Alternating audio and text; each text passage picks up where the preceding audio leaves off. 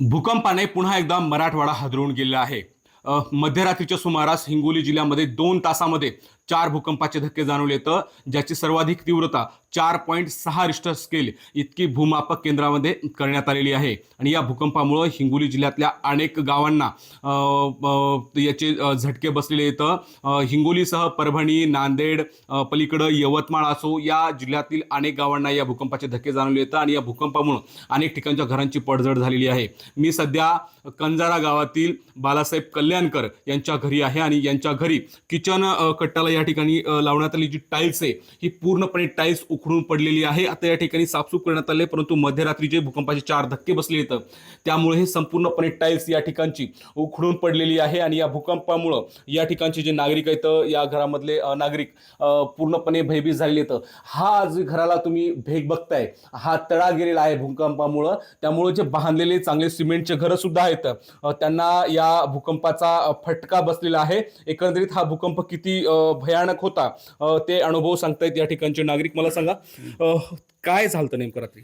रात्री झोपेमध्ये आम्ही झोपलेला असताना एकदम 1:37 आमच्या गावामध्ये अतिशय मोठा असा कर्कश असा आवाज आला आणि त्या आवाजातून एकदम सगळं लोकच आम्ही उठल्याच्या नंतर आम्ही सगळं बाहेर, आमचे सर्व मंडळी सगळे बाहेर काढले आम्ही. नंतर आम्हाला असं जाणवलं की आता भूकंप व्हायला काहीतरी व्हायले आणि त्याच्या दृष्टिकोन आम्ही सर्वच बाहेर गेलो. बाहेर गेल्याच्या नंतर पुन्हा आम्ही सर्व गावाला सगळं जागे झाल्याच्यामुळं रस्त्याला थांबल्याच्या नंतर पुन्हा अजून थोड्या वेळानं पुन्हा एक भूकंप झाला.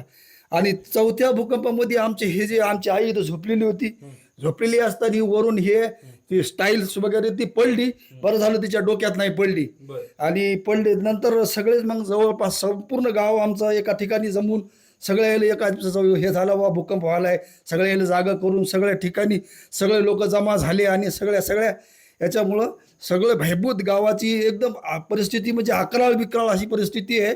आणि त्या परिस्थितीनुसार आमच्या गावाचं एकदम परेशान आहेत लोक, अशी एकदम अतिशय भयभीत झालेले. आणि वातावरण असं इतकं भयानक डेंजरस आहे की एकदम असं एक छोटंसं लेकरू बाळ पण त्या ठिकाणी आमच्या गावातल्या घरामध्ये झोपलेलं नाही. पूर्ण रात्रभर जवळपास जागून आम्ही सगळं जागेच होतो. पूर्ण रात्रभर आम्ही जागून बसलो टोटल गाव. आजी काय झालं रात्री?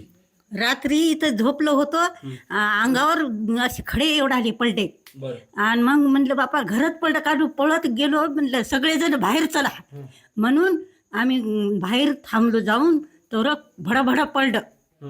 मग आम्ही दारामध्ये थांबलो, सर्वजण थांबलो. मग असा इथं झोपलो होतो त्याच्यावर मग अंगावर असे खडेच्या खडे येऊन पडले. म्हणून पळतच बाहेर गेलो, बाहेर जाऊन थांबलो. हे रात्री 4 भूकंप झाले. भूकंपामध्ये नागरिकांनी घराच्या बाहेर थांबले होते. रात्र कशी गेली काय वाटत होतं? रात्री आम्ही बसून काढलेली. हे 4-5 असे भूकंप झाले, लहान मोठे होतच जाऊ लागले. हो, तर आम्ही दारामध्ये लहान बाळ सगळे दारामध्ये झोपलेले बसलेले होतो. हो. अच्छा, निश्चित. तर हे नागरिकांचे अनुभव आहेत. भूकंपामुळे रात्र जागून काढल्याची प्रतिक्रिया ते देत आहेत. आणि भूकंपाच्या धक्क्यामुळं या ठिकाणच्या किचन कट्ट्याला जे लावलेल्या टाईल्सच्या फरच्या येतात पूर्णपणे उखडून पडलेल्या आहेत.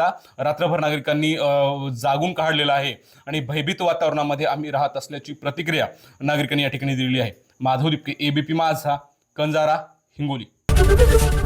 एबीपी माझा, उघडा डोळे बघा नीट.